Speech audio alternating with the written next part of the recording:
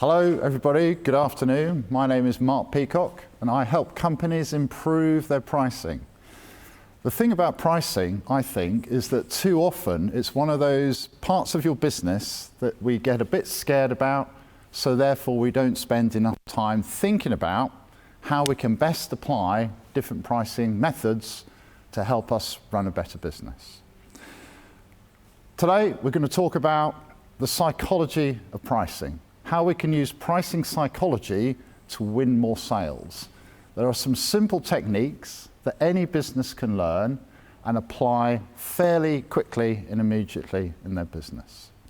My background, I was in corporate life for 25 years in a variety of different roles, and I learnt a lot about pricing as I went through all of these different stages of my career.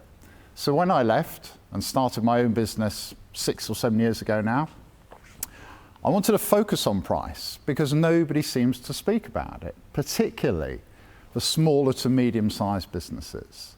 There's lots of gurus out there, lots of business coaches, financial advisors, and so forth, and they might touch on price, but they don't really talk about it in terms of understanding pricing strategy.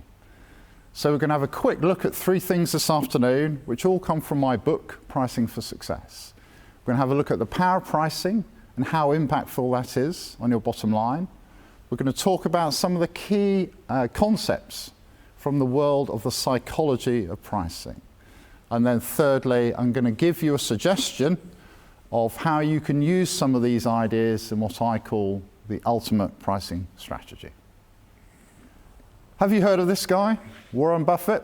He's the world's most famous and successful investor. Now he says that when he's deciding whether or not to invest in a business, the thing that he looks for, the single most important thing that he looks for, is what he calls its pricing power. And what he means by that is that those businesses that have strong pricing power generally have a really good business. So they have a great brand, they have great products, great people, great financials, a great future. And they can demonstrate that through strong pricing power. In other words, they can put their prices up fairly easily. So think about the kinds of companies that he invests in. Apple, Amazon, Google, all of the large global giants that we've all heard of, right? They all have strong pricing power. Whereas the flip side of that, weak pricing power, is those companies that don't have a great business behind it. And they generally have a prayer meeting before they raise their prices. And he's not interested in investing in those. And he makes big bets, right? He only does 1 or 2 very large investments every year. So if he says pricing power is one of the biggest indicators of future earnings, then we need to take notice of that. And the thing I want you to take from this today is that any business, no matter what size you are, you can improve your pricing power. All it takes is a bit of thought and a bit of effort. As business leaders, we tend to focus all of our efforts on growing revenue, reducing costs. That's how we increase margins. And there's plenty of studies that prove the link between better pricing and higher profitable earnings. Here's a great one, which asks the question, if we improve all of our metrics, which are the numbers shown on the left, by 5%, what happens to profit, which is the number shown in the bar chart? So if we increase revenues by 5%, our profit goes up by 12%. If we reduce our cost of goods sold by 5%, our profit goes up by 10%, and so on. But it's the one at the top, price, that we tend not to look at quite so often. I think because we just simply don't quite believe it. And in this study again, they showed that a 5% increase puts a 22% increase on your bottom line. What other lever do you have in your business that can make that much of a difference? And the beauty of price, of course, is that you can do it tomorrow and you'll get that benefit straight away. Whereas if you're trying to grow your business and you want to launch a marketing campaign or recruit some more salespeople or put in a new system, these are all going to take months to achieve the payback that you're looking for. So how do we go about pricing today? Well, all of you will be using some of these pricing methods, these typical pricing methods today. Cost plus margin, so this is where we take the unit cost of a product, we add on a margin, and that calculates the price for us.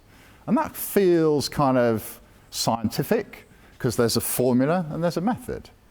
But ultimately, we're still guessing or hoping that the margin we're seeking there is going to be acceptable. Hourly rates or day rates. So if you're in the business of selling your time for money, many people will use an hourly rate or a day rate. But the trouble with that is there's a risk that you commoditize what you do and you end up competing with everybody who can do what you do at a slightly lower price. Competitor-based pricing. So how many of you here link or peg your prices to what your competitors do? The trouble with that, of course, is how do you know whether your competitors have got their pricing right? We just don't know. And why would you rely on them anyway? Hands up if you've ever discounted for new business. Yeah? I mean, we've all been there, right? We're desperate for new business, particularly in the early stages of setting up our business.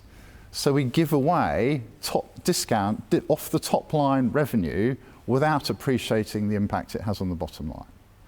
Project fees are very internally focused.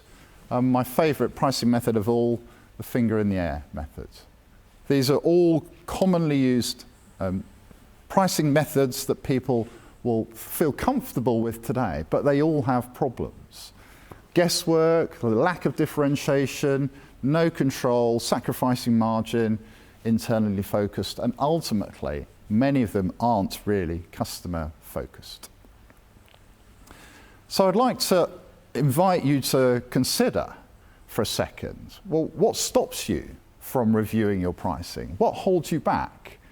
And when I go around talking to businesses, I generally find that there are 5 main reasons. So number 1 is complacency. So people might say to me, well, Mark, our business is growing, so our pricing must be fine, right? So that's complacency. Number 2 is inertia. We've always done it like this. We've been running this business for 10, 20 years, and we've got the same pricing model that we've always used, and we've just eked it up slightly every year to allow for inflation. Number 3 is difficulty. Oh, pricing is difficult, isn't it? You've got to think about your costs, your customers, your competitors. Do you know what? I'm just going to leave that over there and come back to it another day. Number 4 is ignorance. I just lack awareness. I don't know how else to do pricing. You know, nobody's ever shown me a different way to do it. And then number 5 is fear. I'm scared to put my prices up because I don't want to upset my customers and I don't know how my competitors will react. So which one of those is most true for you? If you put your hand on your heart, be really honest with yourself for a second. Which one of those is most true for you? Now, it doesn't really matter how you answer that question, whether it's complacency, you know, we're quite happy, ignorance, or it's difficult, pricing's difficult. I think the underlying reason is always number 5, fear. Fear stops us taking action, but we think that the real reason is because it's difficult or we lack awareness. But the underlying reason is always fear. We're scared to take action. So I'd just like you to acknowledge that, right, for yourself. And if you think that's the case, just say, yep, that's the case. Because in doing so, we can then think about or start to step past and get around that fear. Because it's the fear that's holding us back at the moment. So how do we? What do we do about pricing? How do we think about it? So this next slide is deliberately busy, right? But I make no apologies for it. Because the reason is I want you to understand, accept that there are many, many different ways to think about pricing. This slide is called 50 Pricing Strategies and Tactics. Yeah, there's plenty more than that, but this is enough to be getting on with, right? And the question I'd like you to consider is which one of these is right for your business? Now I guarantee you, there's at least one on this slide that you're not using today that will make a positive difference to your business. The thing with pricing is it's a bit like marketing, yeah? can you accept that there are probably thousands of different ways to market your business? Yeah, of course there are. Yeah, and it's the same with pricing.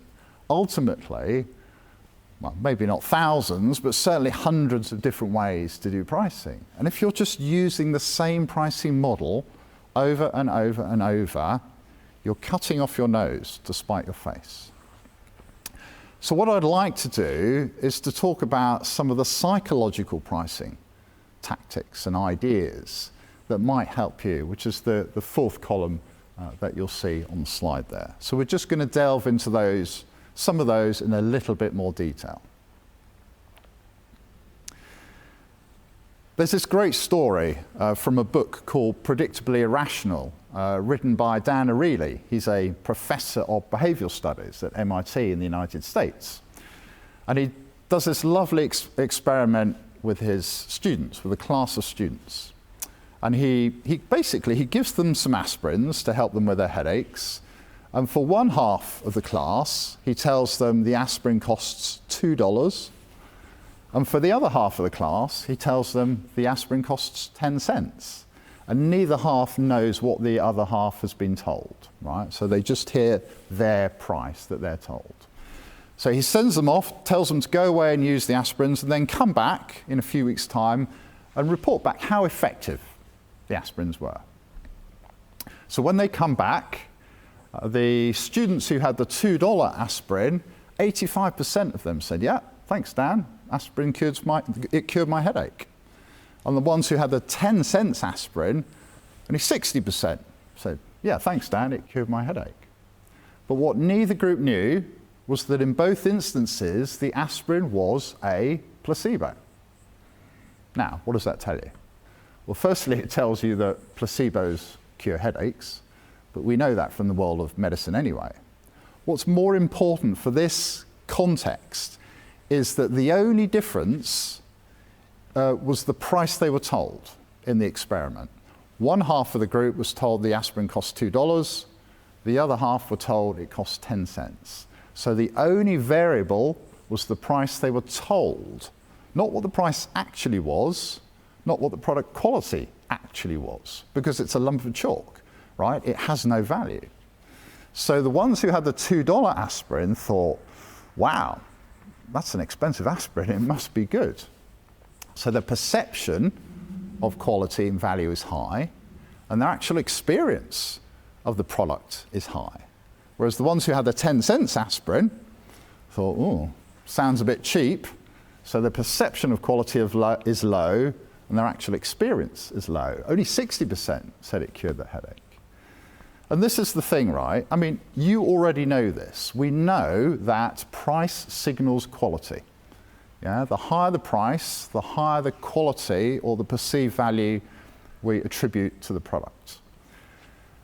But the lesson we can learn here is that how we present our prices to our market can subtly alter and shape their perception of the value that we offer. So we can use this to our advantage. So rather than selling an hourly rate at £50 an hour, we can offer a couple of rates of £50 and £100.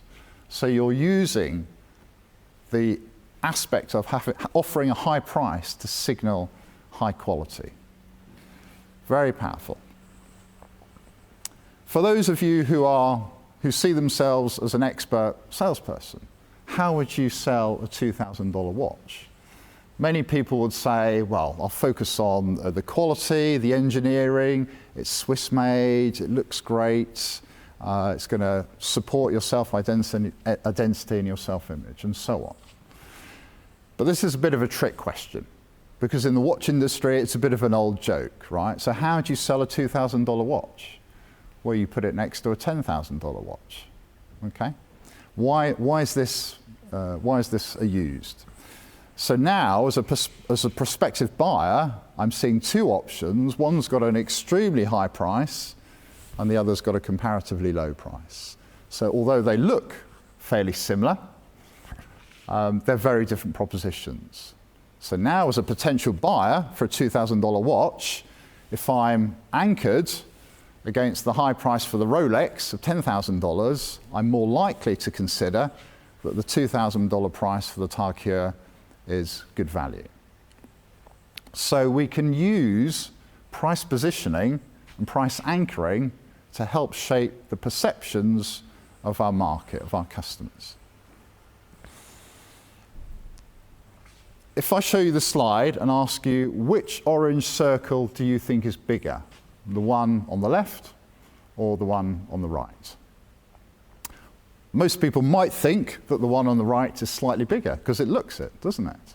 But actually they're both absolutely identical in size. If you draw a line across on that image, you'll see that they're absolutely identical. It's called the Ebbinghaus illusion. So why do we think the one on the right is slightly bigger? Because it's surrounded by smaller circles, smaller things. So the smaller circles around it are making it look bigger compared to the one on the left, but they're actually identical. So we can use this understanding in pricing, because ultimately how we judge prices is all relative. We judge one price by comparing it to another price.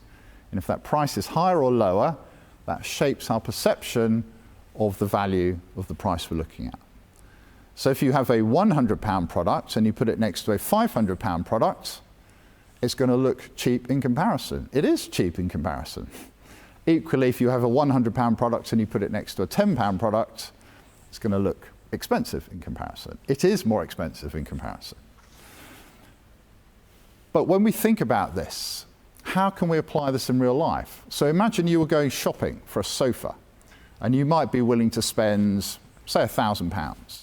And then you go to the shop and you could look around. There might be one for £700, one for about £1,000, and one for £1,500, for example.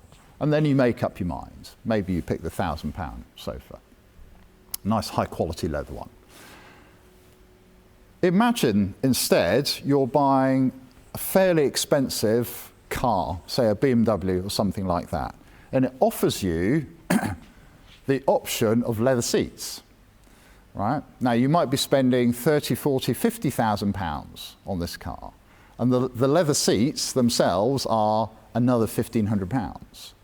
In that scenario, you'd be far more likely, potentially, to say, yes, I'll pay another 1,500 pounds for the leather seats, because that's in addition to the 30,000 pounds that you're spending on the car. Yeah? If you're paying 2,000 pounds for a restaurant meal in a very expensive restaurant, you'd be more willing to pay a 200 pound tip. So it's all relative. We judge prices relative to the thing that we're being asked to consider. So we can use this to our advantage. How can we use the concept of a high price anchor to help us win more sales? So I'd like you to imagine for a second you're a marketing agency and you sell websites for a living. So typically you go out and you meet customers or prospects, you show them your wares, show them a proposal, and you might say, and the price for that solution is £2,000. Doesn't matter what the price is, but let's just say for the sake of argument. The problem with that approach is it's what's known as a take it or leave it price. Here's my offering, here's the price, do you want it, yes or no? Take it or leave it. And what we don't know at that point is what's going on in the customer's mind.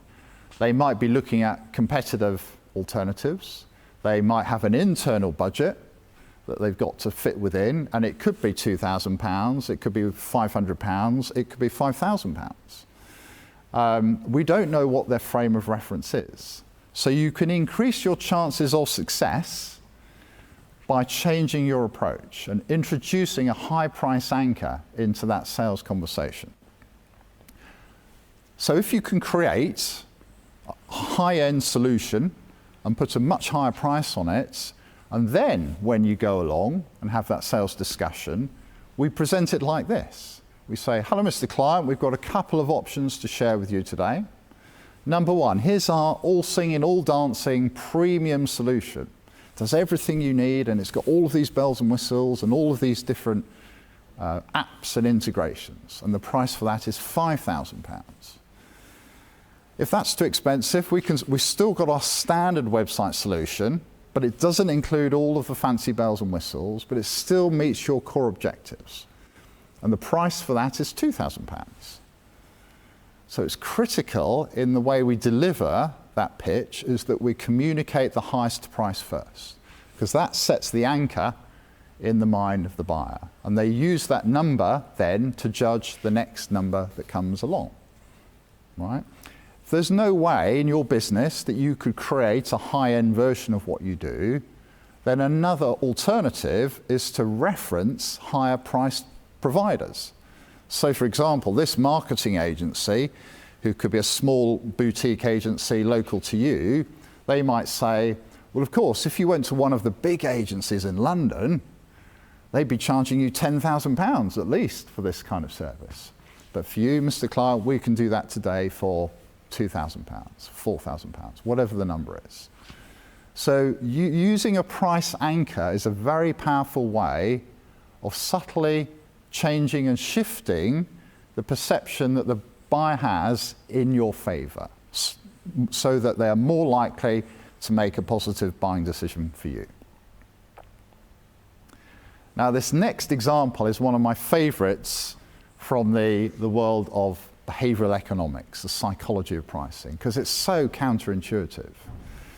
So the example is for the Economist magazine in the United States, and the prices on the menu are for the annual subscription.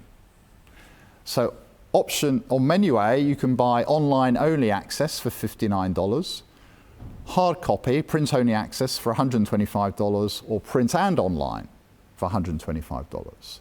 And then the next column shows the take-up rate. So 84% of buyers picked the most expensive option, nobody bought the middle one, and only 16% bought the cheap option.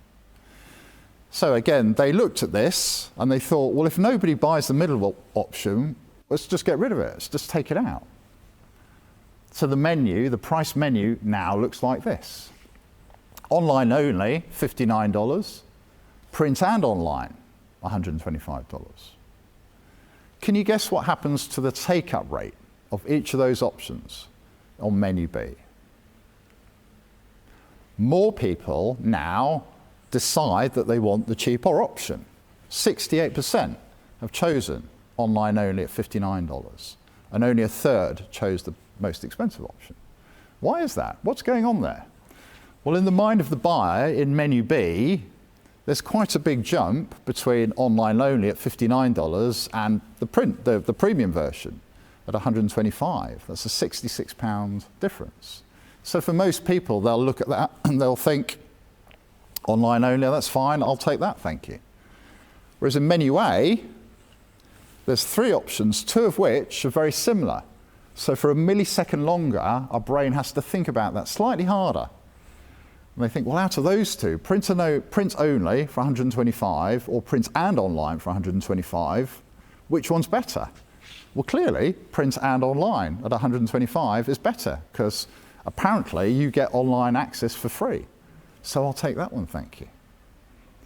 And that completely changes the proportion of people that take each option. So in pricing circles, this is what's known as a decoy. A pricing decoy is a product that offers worse value compared to your premium option. And what it does is it drives choice towards your highest option. And what's really fascinating here is that for every 100 people that buy on menu A, the Economist would generate $11,000 of revenue, and for every 100 people that buy on menu B, with those take-up rates, they only generate $8,000 of revenue. That's a 40% difference in revenue, simply because of how the prices are presented on the page. We haven't increased price by 40%, we've just changed the presentation of the price to the buyer and used one of these tactics, these techniques from the psychology of pricing, known as decoy pricing. Now, you'd never sit down and design that as a pricing menu, would you? And go to your boss and say, hi boss, here's the pricing list that I'd like us to use, because it makes no sense. It's completely counterintuitive. But actually, it can be very powerful. The next idea I want to talk to you about is a concept called loss aversion. And this comes from Professor Daniel Kahneman, who won a Nobel Prize for this work. And what it says is that he observed in human behavior, we tend to feel the pain of a loss twice as much as the equivalent gain. So I like the sporting analogies that we can use to explain this. Jimmy Connors, the tennis player, saying, I hate losing more than I enjoy winning. I always remember Kevin Keegan, when he was a football manager, saying, I hate losing 1-0 more than I enjoy winning 1-0. It's the same thing. Now, imagine this scenario. Imagine when you go home this evening, the National Lottery phone you up. And they say, congratulations, you've just won £1 million. Wow, it's amazing. You'd be thrilled, right? So you're feeling a lot of pleasure at that point.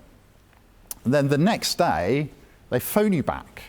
And they say, I'm really sorry, sir or madam, we made a mistake. You haven't won £1 million. You've got nothing. Now, the excitement that you would have built up as a result of hearing that news would be enormous. But the disappointment and the pain you'd feel from now knowing that you haven't won anything at all will be even higher, even stronger. Yeah? So we feel the pain of a loss much greater than the equivalent gain. What has this got to do with pricing? Now, in the world over, marketing folks and salespeople love to say prices from. Prices from £9.99 and up. Prices from £50 and up. Because we want to attract people onto our store, into our shop, into our world. So the belief is if we show the lowest price first, that's the best way to do it. But of course, when they come in or start looking at your offering, the likelihood is they're going to be buying a product that costs more than that. So that's going up in price, so it's costing them more money, so they experience that as a psychological pain. Whereas the best way to do this is to flip it on its head and say, well, instead of doing prices from low to high, we sell prices high to low. So we can say things like, well, today, sir, we've got a couple of options for you to share today, for you to consider today. The first one is our £500 premium product. We've got our mid-range £200 standard offering, and we've got an entry product at £100, for example.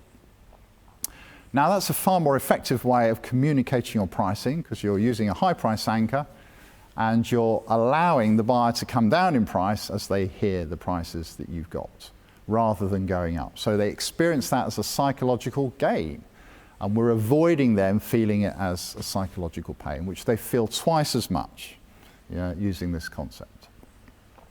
There's some great experiments and stories out there that prove this. I love this one. It's about beer prices. So they did a study in some bars in America over an 8-week period. They tracked the sales using the pricing menu on the left, which shows prices typically low to high. So the cheapest is at the top and the most expensive beer is at the bottom. Then they simply flipped that menu round, so now the most expensive price is at the top. And they tracked it for an 8-week period, and on a like-for-like basis, they found that the average sales were 4.1% higher.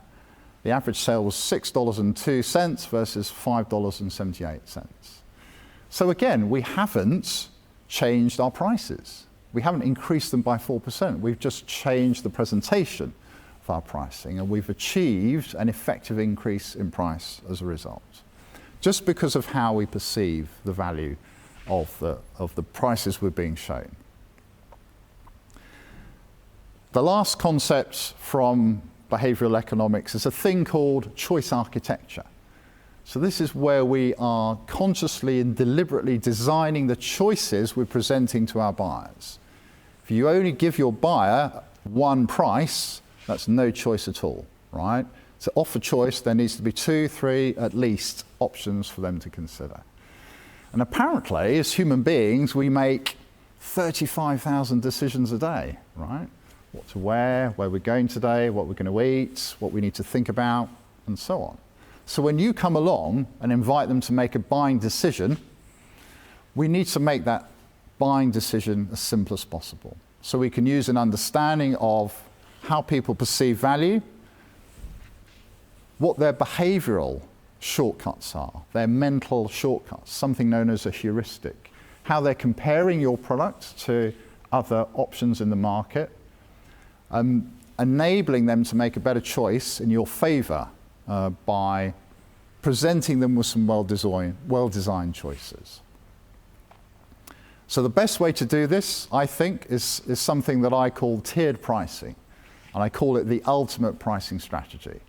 And you'll have seen this a lot, right? Everybody's familiar with this approach, particularly for online services, digital services, because it's very commonly used, particularly in subscription pricing. You've got three options: a low, a medium, and a high price. And what's important to understand in this approach is that we need a bigger difference in price between our premium product and our middle product than between the middle product and the entry product. So in this example, which is for promo.com, they make marketing videos for small businesses, there's a £200 gap in the monthly fee between Pro and Standard, and only a £40 gap between Standard and Basic. And that sets a high price anchor, so that when people look at that page, for most people, that premium option isn't applicable to them. It's just too expensive. So the decision then becomes, well, which of those other two options best meets my needs at a price I'm willing to pay? Now, you can construct this for any business. So if you take the principles of what we have here, we've got three prices, well-designed price points and a high price anchor, and you'll note on the feature ladder, you get more as you read from left to right. We can take those simple ideas and apply them to any business. So here's a wireframe example for a marketing agency. We've got three tiers: basic, standard, and premium.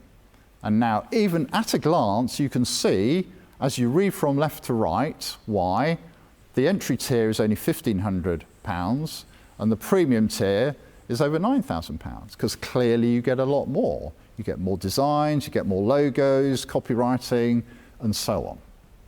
So it's a simple way to construct a proposition that enables you to present three choices. And what's important as well is the nice diagonal line from top left to bottom right. So visually, at a glance, you're helping the buyer make a simple, quick decision. And then if they're really interested, you can have a debate or a negotiation about some of the additional things in the premium packages. You can do it, of course, in many tech businesses. Here's a really simple example. We've got £10 per user, £15 per user, and £25 per user. And again, you don't even really need to read the words to understand why, as you move from left to right, you get more from the premium option. And just to prove the point, you can do it with a manufacturing company as well. We've got a standard product, £90, medium product at £120, and a premium product at £160. And again, quickly, at a glance, we can see on one page why the one on the right is worth more than the one on the left. So this is why I call it the ultimate pricing strategy, because we're using a number of the ideas that I've spoken about. So we're offering a carefully designed set of choices to the customer. We're using a high price anchor on the premium option, and that subtly influences their perceptions of quality and value. And when we sell like this, it actually makes it easier to sell premium prices rather than harder. Most people think if you just put your prices up, it's harder to sell. Well, yes, it is. But if you change how you present your prices, it actually makes it easier. So now you can say to a buyer, well, here are three options. Which one best meets your needs at a price you're willing to pay? And you let them decide. And by doing this, rather than the buyer thinking, am I going to work with you, yes or no, you're moving them on one step in that buying decision-making journey from, am I going to buy from you, yes or no, to, if I do work with you, which option might I take? So you're moving them towards a positive decision in your favour. And of course, by offering 3 options like this, it will drag up your average selling price. The high price anchor for the premium one acts as a centre of gravity, and it drags up your selling price. And when you present options like this to most people, which one do most people pick? Right? They pick the middle one, because the middle option is the least risky option. I can't afford the most expensive one, and maybe the cheap option doesn't quite meet my needs. So I'm going to pick the middle option because that offers the best combination of price and value. So there we go. That's why I call it the ultimate pricing strategy. So to close then, I'd just like to reaffirm some of the rules that we've spoken about today. So remember to be deliberate about where you set your pricing. You don't want to be the 10 cents aspirin. You want to be at the premium end of the scale. Understand how high price anchors can subtly influence customers' expectations and perceptions of quality in your favour. Choose the right framework for how you present your price, right? Remember the economist example? A simple change of the presentation of the price can make a massive difference to the outcome that you're looking for. Sell your prices high to low. Don't fall for the old trap of prices from. Communicate, get confident with communicating your highest price first, and then coming down in price as you explain the different options to the buyers. Having a well-designed set of choices will increase your conversion rate from inquiry to sale, and it will drag up your average selling price as well. And having a tiered pricing model like that enables you to get closer to proper value-based pricing. And there we go. There's loads of different prices, loads of different pricing strategies that you can use. I showed you over 50 earlier on. Hopefully I've given you a sample today of some of the, I think, interesting strategies that you can use from the world of the psychology of pricing. So I encourage you to think about how you could use some of these ideas tomorrow in your business. How can you use a high price anchor? How can you design choices that are relevant? And get comfortable with some of these ideas and get confident. So, thank you for listening this afternoon. It's been a pleasure talking to you today. Please do have a proper look at your pricing, and good luck with your pricing adventures going forward. Thank you.